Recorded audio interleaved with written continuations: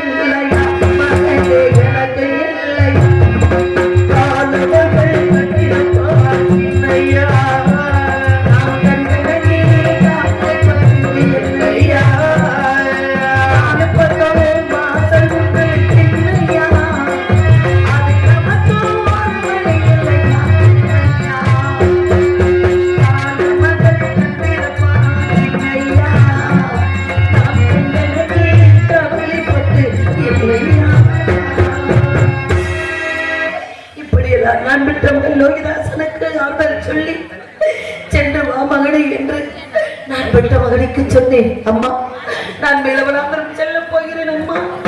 ஆனால் எனக்கு தாங்க முடியாத பசி அறுக்கின்றது அம்மா. இந்த சின்ன வயிறுக்கு ஏதேனும் சிறிது உணவு தாருங்கள் அம்மா என்று கேட்டார். ஓடினேன் ஓடினேன் ஐயா. நான் பெற்ற மகன் மேலவளாம்பரம் செல்ல போகின்றார். அவனுக்கு தாங்க முடியாத பசி அறுக்கின்றது, சிறிது ஆகாரம் தாருங்கள் ஐயா என்று கேட்டேன். சந்தி, உனக்கு தெரியாதா? விடிய வரை திதி முடியும் வரை யாருக்கு அன்னமும் கிடையாது, ஆதாரமும் கிடையாது. உன் மகனை போய் வர சொல் என்று சொல்லிவிட்டார். ஐயா, பசியோட செல்கின்றார் ஐயா. உணவு இல்லையாட்டாலும் பரவாயில்லை ஐயா. நான் பெற்ற மகனுக்கு ஏதேனும் அந்த உணவு வடித்த பழம் தண்ணியாவது கொடுங்கள் ஐயா என்று கேட்டேன். அடி சத்தி, உன் மகனுக்கு பசி எடுத்தால், உன் மகனுக்கு தாகம் எடுத்தால் மேலவனாந்திரம் செல்லும் வழியில் ஓடுகிற கங்கை இருக்கின்றது. அந்த கங்கையிலே 3 கை தண்ணீர் அருந்த சொல்லி.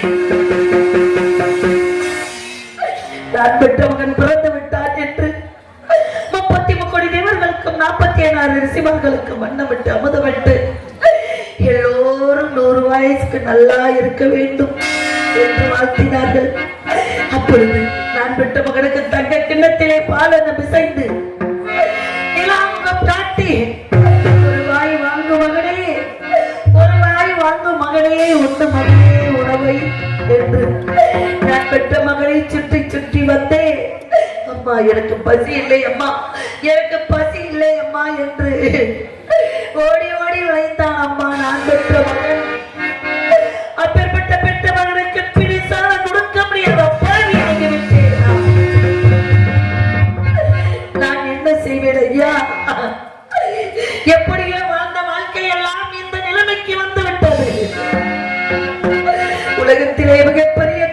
என்பது அரிது அரிது.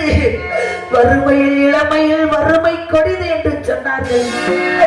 அப்பேற்பட்ட சின்ன பிள்ளைக்கு பெற்ற மகனுக்கு பிடிசாத கொடுக்க முடியாத பாவியாகி நான் நிற்கின்றேன். நான் என்ன செய்ய இன்னமும் வர காணே.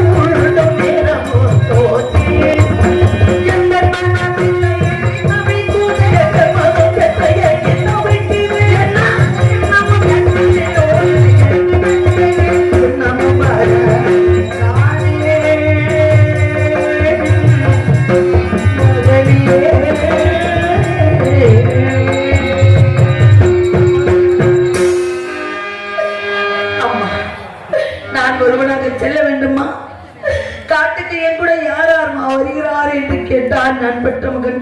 அப்பா, நீ ஒருவனாக செல்ல வேண்டும். அப்பா கூட ராமவரா, சேசுவரா, கோவிந்தவரா கூட்டாளிமார்கள் அனைவருமே வருகிறார்கள். அப்பா, அவர்களை கரங்களை பற்றி கொண்டு மேலவனாந்திரம் சென்று தெற்பை அவற்றை சேகரித்து வா மகனே என்று அனுப்பி வைத்தேன். நான் பெற்ற செல்வடி பசியோடு சென்றான். எங்கேயாவது பசி மயக்கத்தால் விழுந்து விட்டானா, திசை மாறி போய்விட்டானா, ஒன்றுமே புரியவில்லை. நான் என்ன செய்வேன் ஐயா? கட்டணூர் காவல்துறை சார்பு ஆய்வாளர் ஐயா அவர்களுக்கு கிராமத்தின் சார்பாக இந்த பொன்னாடை அணிவித்து கௌரவிக்கிறேன்.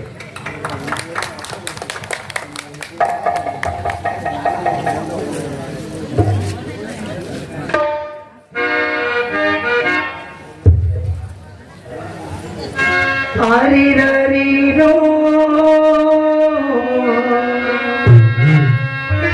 ஆரிரரீரோ ஆரிரரீரோ ஆரிரரீரோ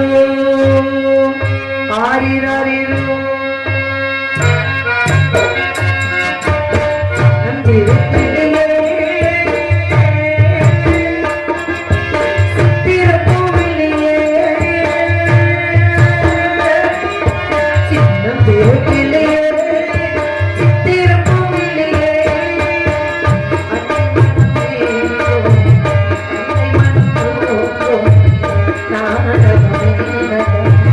நியாயத்தை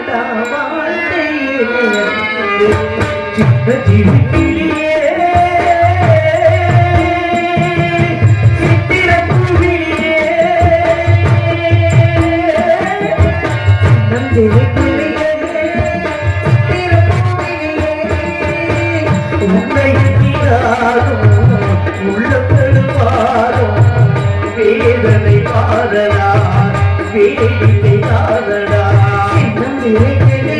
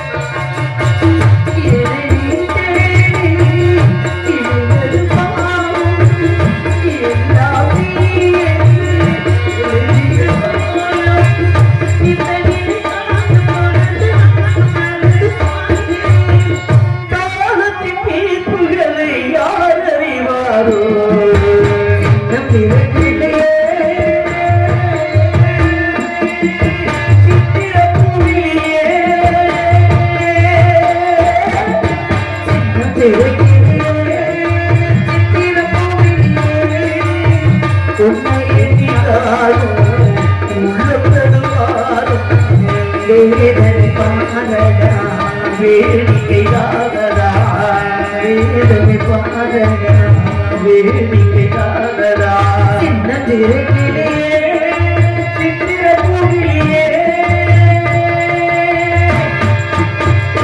இப்படியெல்லாம் நம்பட்ட மகனை பொத்தி பொத்தி வளர்த்து காட்டுக்கு அனுப்பி வைத்தேன் பசியோடு நான் என்ன